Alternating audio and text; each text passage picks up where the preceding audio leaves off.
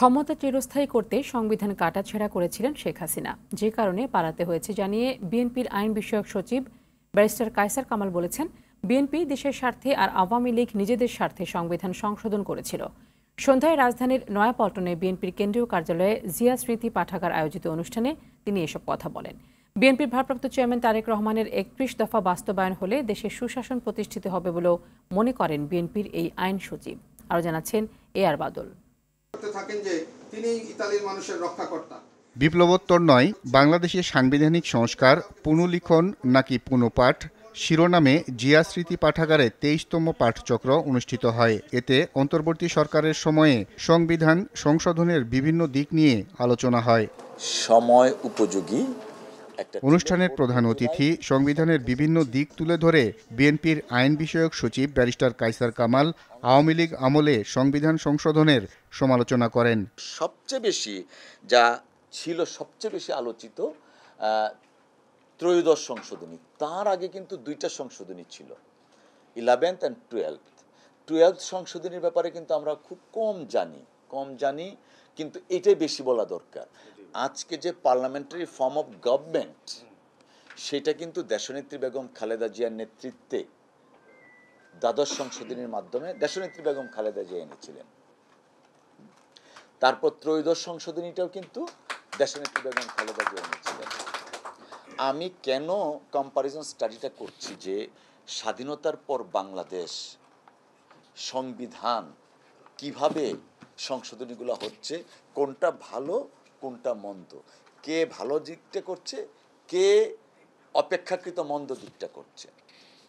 ত্রয়োদশ সংশোধনীর পরে সবচেয়ে বেশি সমালোচিত হচ্ছে পঞ্চদশ সংশোধনী, যে পঞ্চদশ সংশোধনীর মাধ্যমে শেখ হাসিনা সেই তার বাবার চতুর্থ সংশোধনীর চেয়েও ভয়াবহ আওয়ামী লীগের গঠনতন্ত্রটা পরিপূর্ণভাবে এখানে ইমপ্লিমেন্ট করা হলো পঞ্চদশ সংশোধনীর মাধ্যমে।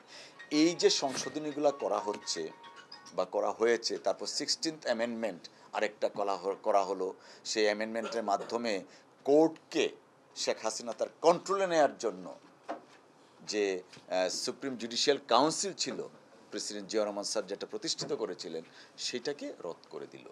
অর্থাৎ এই পর্যন্ত যতগুলা সংশোধনী হয়েছে স্বাধীনতা উত্তর বাংলাদেশে, যত সংশোধনীগুলা গণতান্ত্রিক এবং দেশের স্বার্থে, সব সংশোধনীগুলাই শহীদ রাষ্ট্রপতি জিয়া রহমান এবং বেগম খালেদা জিয়া করেছেন।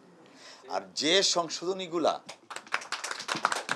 দেশের স্বার্থ পরিপন্থী, আমি এই কারণে প্রথমে বললাম দেশের মানুষের জন্য সংবিধান নাকি সংবিধানের জন্য মানুষ। আওয়ামী লীগ যখন ক্ষমতায় থাকে তখন সংবিধানের জন্য মানুষ হয়। তিনি বলেন, বিএনপির ভারপ্রাপ্ত চেয়ারম্যান তারেক রহমানের ৩১ দফা দেশের জন্য যুগান্তকারী উদ্যোগ।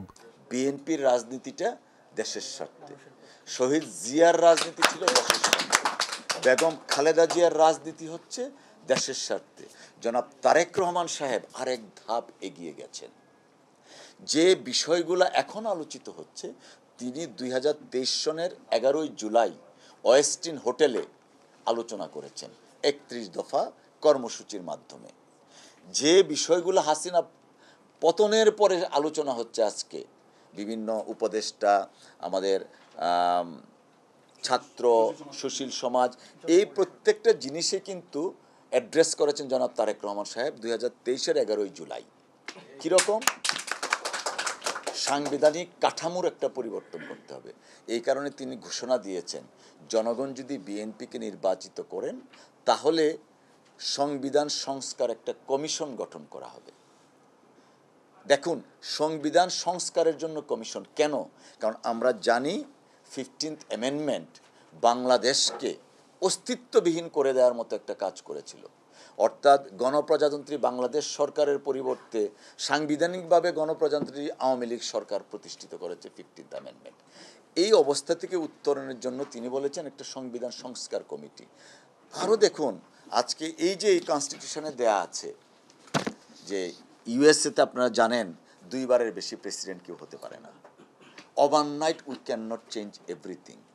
কিন্তু তারেক রহমান সাহেবের ফরসাইটনেস এবং যুগান্তকারী উদ্যোগ এবং স্লোগানটা কি, 2 মেয়াদের বেশি পরপর কেউ প্রধানমন্ত্রী থাকতে পারবে না। তারেক রহমানের ৩১ দফা দেশের জন্য বিশেষ গুরুত্বপূর্ণ বলেও উল্লেখ করেন তিনি। অর্থাৎ শহীদ জিয়া যেমন প্রত্যেককে এক ছাতার নিচে নিয়ে আসছিলেন, ঠিক জনাব তারেক রহমান সাহেবের আগামীর বাংলাদেশের স্বপ্ন হচ্ছে বাংলাদেশে একটা রেইনবো স্টেট হবে। রংধনুর যেমন 7টা রং থাকে, ঠিক তেমনিভাবে সকল দল মত পথ জাতি গোষ্ঠী নির্বিশেষে প্রত্যেকের একটা ছাতার নিচে নিয়ে আসা। আজকে 31 দফাটা যদি আমরা পরিপূর্ণভাবে যদি একটু পড়ার সুযোগ পাই বা চেষ্টা করি, আমাদের অনেকগুলো কোশ্চেনের জবাব কিন্তু 31 দফার মধ্যে আছে। আর বাদল, RTV, ঢাকা।